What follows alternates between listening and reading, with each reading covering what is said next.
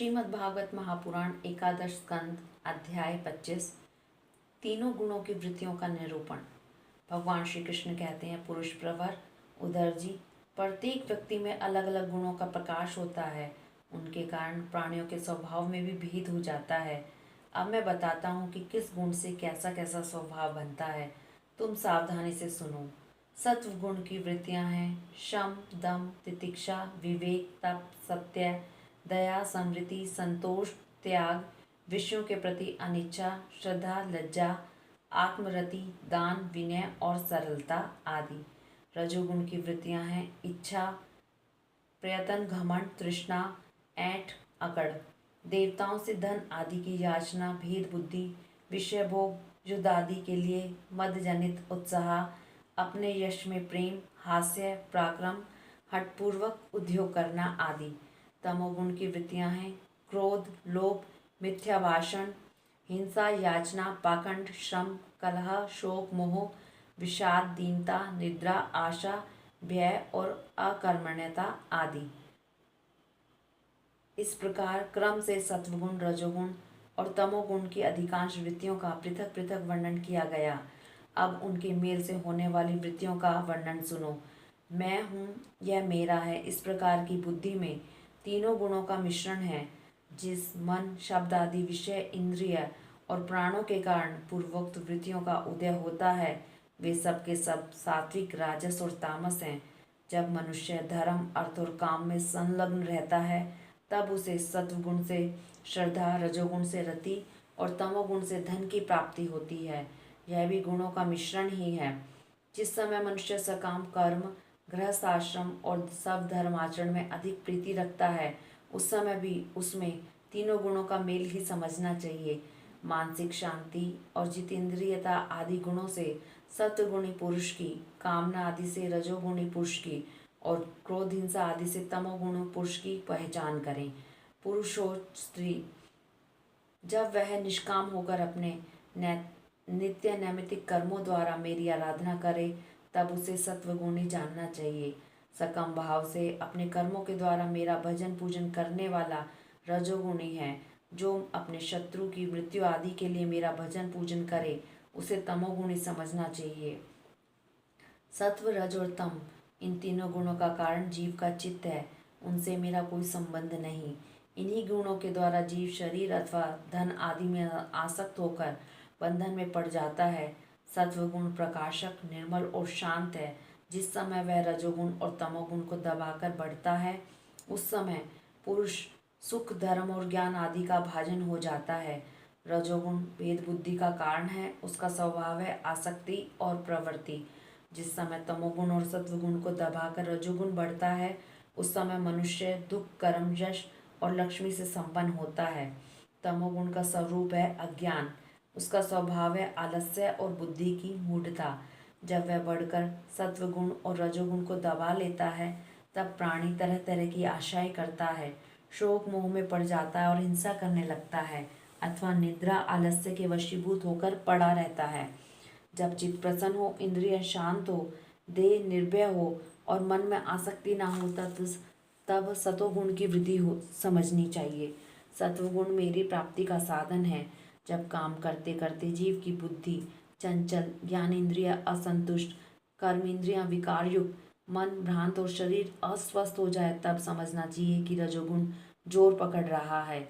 जब चित्त ज्ञान इंद्रियों के द्वारा शब्द आदि विषयों को ठीक ठीक समझने में असमर्थ हो जाए और खिन्न होकर लीन होने लगे, मन सूना सा हो जाए तथा अज्ञान और विषाद की वृद्धि हो, तब समझना चाहिए कि तमोगुण वृद्धि पर है। सत्वगुण के बढ़ने पर देवताओं का, रजोगुण के बढ़ने पर असुरों का और तमोगुण के बढ़ने पर राक्षसों का बल बढ़ जाता है। सत्वगुण से जागृत अवस्था, रजोगुण से स्वप्न अवस्था और तमोगुण से सुषुप्ति अवस्था होती है। तूर्य इन तीनों में से एक सा व्याप्त रहता है, वही शुद्ध और एक रस आत्मा है। वेदों के अभ्यास में तत्पर ब्राह्मण सत्वगुण के द्वारा उत्तरोत्तर ऊपर के लोकों में जाते हैं और तमोगुण से जीवों को वृक्ष आदि पर्यंत अधोगति प्राप्त होती है, और रजोगुण से मनुष्य शरीर मिलता है। जिसकी मृत्यु सत्वगुण की विधि के समय होती है, उसे स्वर्ग की प्राप्ति होती है। जिसकी रजोगुण की वृद्धि के समय होती है उसे मनुष्य लोक मिलता है, और जो तमोगुण की वृद्धि के समय मरता है उसे नरक की प्राप्ति होती है। परंतु जो पुरुष त्रिगुणातीत जीवन मुक्त हो गए हैं उन्हें मेरी ही प्राप्ति होती है। जब अपने धर्म का आचरण मुझे समर्पित करके अथवा निष्काम भाव से किया जाता है तब वह सात्विक होता है। जिस कर्म के अनुष्ठान में किसी फल की कामना रहती है वह राजसिक होता है, और जिस कर्म में किसी को सताने अथवा दिखाने आदि का भाव रहता है वह तामसिक होता है। शुद्ध आत्मा का ज्ञान सात्विक है, उसको कर्ता भोक्ता समझना राजस ज्ञान है, उसे शरीर समझना तो सर्वदा तामसिक है। इन तीनों से विलक्षण मेरे स्वरूप का वास्तविक ज्ञान निर्गुण ज्ञान है। वन में रहना सात्विक निवास है, गांव में रहना राजस है, और जुआ घर में रहना तामसिक है। इन सब से बढ़कर मेरे मंदिर में रहना निर्गुण निवास है।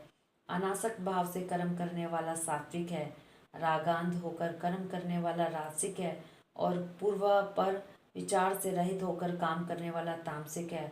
इनके अतिरिक्त जो पुरुष केवल मेरी शरण में रहकर बिना अहंकार के कर्म करता है वह निर्गुण करता है।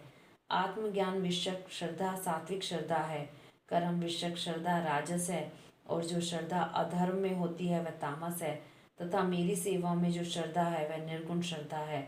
आरोग्यदायक पवित्र और अनायास प्राप्त भोजन सात्विक है, रस इंद्रिय को रुचिकर और स्वाद की दृष्टि से युक्त आहार राजस है, तथा दुखदायी और अपवित्र आहार तामस है। अंतर्मुक्ता से आत्मचिंतन से प्राप्त होने वाला सुख सात्विक है, बहिर्मुक्ता से विषयों से प्राप्त होने वाला राजस है, और अज्ञान और दीनता से प्राप्त होने वाला सुख तामस है। और जो सुख मुझसे मिलता है वह तो गुणातीत और अप्राकृतिक है। उदरजी द्रव्य देश फल काल ज्ञान कर्म कर्ता श्रद्धा अवस्था देव मनुष्य तिर्यक आदि शरीर और निष्ठा सभी त्रिगुणात्मक हैं। नर रतन पुरुष और प्रकृति के आश्रित जितने भी भाव हैं सभी गुणमय हैं। वे चाहे नेत्र आदि इंद्रियों से अनुभव की गए हों, शास्त्रों के द्वारा लोक लोकांतरों के संबंध में सुने गए हों, अथवा बुद्धि के द्वारा सोचे विचारे गए हों। जीव को जितनी भी योनियां अथवा गतियां प्राप्त होती हैं वे सब उनके गुणों और कर्मों के अनुसार ही होती हैं। हे सौम्य, सबके सब गुण चित्त से ही संबंध रखते हैं। जो जीव उन पर विजय प्राप्त कर लेता है वह भक्ति योग के द्वारा मुझ में ही परिनिष्ठित हो जाता है, और अंततः मेरा वास्तविक स्वरूप जिसे मोक्ष भी कहते हैं प्राप्त कर लेता है। यह मनुष्य शरीर बहुत ही दुर्लभ है, इसे शरीर में तत्व ज्ञान और उसमें निष्ठा रूप विज्ञान की प्राप्ति संभव है, इसलिए इसे पाकर बुद्धिमान पुरुषों को गुणों की आसक्ति हटाकर मेरा भजन करना चाहिए। विचारशील पुरुष को चाहिए कि बड़ी सावधानी से सद्गुण के सेवन से रजोगुण और तमोगुण को जीत ले, इंद्रियों को वश में कर ले और मेरे स्वरूप को समझकर मेरे भजन में लग जाए। आसक्ति को लेश मात्र भी न रहने दे। योग युक्ति से चित्तवृत्तियों को शांत करके निरपेक्षता के द्वारा सत्व गुण पर भी विजय प्राप्त कर ले। इस प्रकार गुणों से मुक्त होकर जीव अपने जीव भाव को छोड़ देता है और मुझसे एक हो जाता है।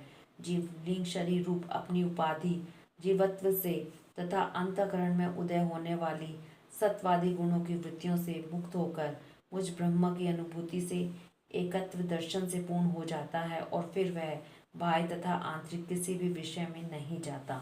हरिओम तत्सत।